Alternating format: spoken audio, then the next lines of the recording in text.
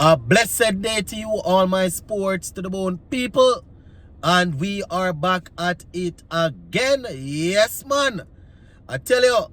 So, while we are preparing for the T20 World Cup, and we're talking about how our team is going to dominate and what the squad should look like and all of that, we saw over the weekend where some information came out that a terror threat was placed towards the T20 World Cup. Yes, my people, I won't be saying the word terror or terrorism or, throughout the video too many times because, YouTube stay there, we take down the video. But yes, my viewers and subscribers, I saw people talking about it on social media, but I saw the official news coming out through ESPN Cricket Info. I saw it on the ICC website, and I saw a couple of local channel bringing it that a threat was placed out, talking about what they are going to do in the World Cup. It's sort of tough, my people. It's sort of tough. We see a couple of people speaking on it.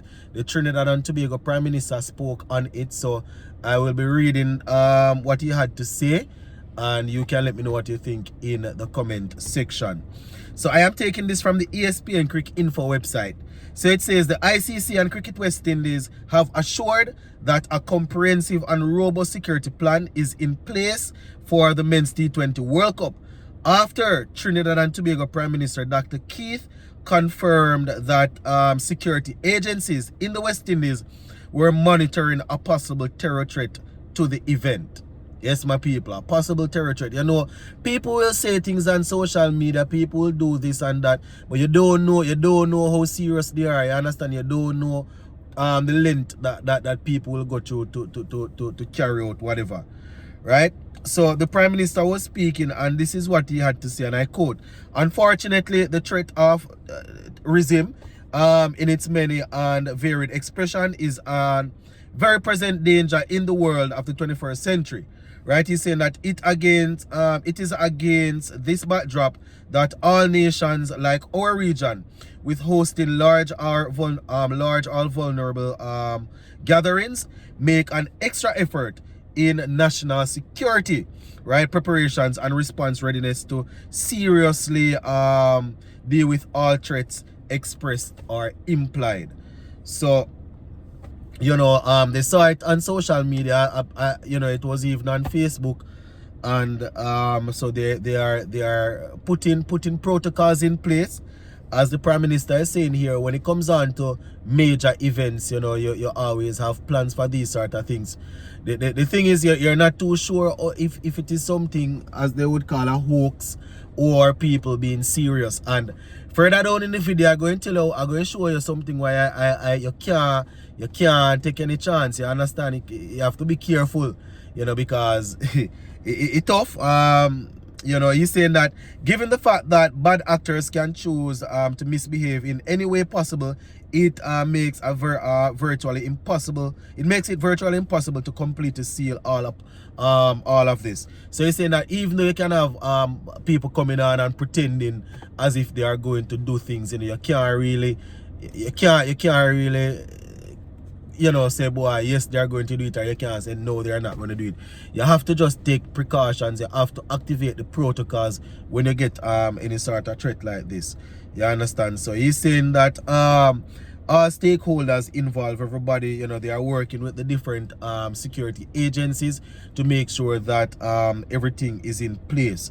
You understand? So this is him, and I quote: "We work closely with authorities in the host countries and cities and continue to monitor and evaluate the global landscape to ensure appropriate plans are in place to mitigate any risk identified to our event." Well, this was ICC just now, a representative of ICC. So, as I said, my people, when these sort of things happen, you can't leave anything up to chance. You understand? This is people's lives. We all want to be entertained. We all want to see the event go along. But at the end of the day, you have to be careful. You understand? You have to make sure that you have to go. If they activate certain protocols, it's just so it's it. Now, this is what I wanted to talk about. I don't know, I saw some information coming out that the threat was issued. Well, let me not say, because that part didn't come from what I consider to be a credible source. You understand? There is information floating around social media about which country it came from, but I will leave that part until I get confirmation from what I would consider to be a credible source where they identify the threat coming from. But what I want to say is not directly sports related, and I am not saying that this is linked. Listen, people, I am not saying that this is linked. I am not saying that it it has anything to do with it. But I was listening the some news out of Jamaica earlier today, and I saw where a chartered flight landed in Jamaica with 200 and I think it was 218 or 219 Indians, right? And these people, it was a chartered flight. These people, they didn't have paperwork to show that they are supposed to go back. It was a one-way flight. You understand? 200 and I think 18 or 19 people. And now we have even, they said that they picked up, the plane even picked up a couple of people. 2 people, I think it was from a part in the Middle East, that is, and two of the guys on the boat on the flight, based on what we are hearing, is of interest to people in Uncle Sam's country, is of interest to the security here. And we also heard where Germany is now involved in it, because the flight crew, they are from Germany and they were chartered to make the trip, but they didn't have any sort of plans to have any extended stay. But all 218 or 19 people, they were being held in a hotel there in Kingston, Jamaica. But based on what we are seeing on the news, they have a lot of them walking up and down in and around the country. And as I said, there's no paperwork to show that they're actually planning to go back. And I am just, as I said, I don't know, I won't say that this is linked to the sports or anything, but I'm just saying, you understand, whoever is hosting the World Cup, probably other countries, other Caribbean islands will say they are not as slack as my part of the world, where people come and they don't have any flight, they don't have anything to show that yes, they are supposed to be landing in the country, and yet still they give people the civil aviation, they give them the go ahead to land, right? So I am just saying, I don't know what the Trinidad, the Barbados, the Guyana, the St. Lucia, the Antigua, all of the places hosting games. I am not sure what their airspace is like, and if they allow people to just land without prior confirmation, right? So I'm just saying, with this sort of threat coming out, they have to be careful. Once again, this is not me linking and saying that it is linked.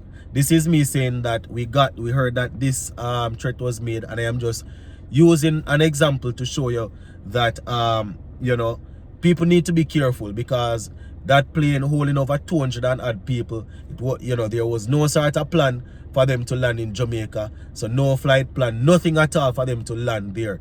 As in, they weren't in contact with anybody on the ground. When it was time for them to land, they all of a sudden got in touch, and the plane, they land the plane, and all 218, 19 or whatever amount of them come off, and there is no sort of paperwork to show that they are supposed to go back. The flight crew is from a different country, and Germany is now involved and saying that, listen, we need our crew members, because they were chartered to drop these people off, and all 200 and odd people, there is nothing to show that they are going back, right? And there's paper, we see on the news where they are walking up and down in Kingston, Jamaica, buying stuff, doing all sort of thing and just moving around. So once again, I don't know how they control the airspace, or they control whatever in the countries that hosting, but I am just saying, with this coming up, let us, we want to see the World Cup, we want to be entertained, but with this coming up, let the people that hosting be mindful, You know, I don't know if they're if it's as sloppy as my airspace, which part people just land plane and you don't know where plane come from, and 200 other people just come off and you decide to take the people in the country until you sort things out. You understand? So I'm just saying, with us hearing that some sort of a threat came out. You understand? The countries that are host, you see how much time I'm saying it, I am not linking it. I am just saying that it's probably a good reason why it happened right now, for them to just make sure that if they have any issue with their board, if they have any issue with allowing planes to land and people deboarding, fix it. 200 and odd people Indian on a one-way flight landed in Jamaica without any prior agreement. Fix it. Big up.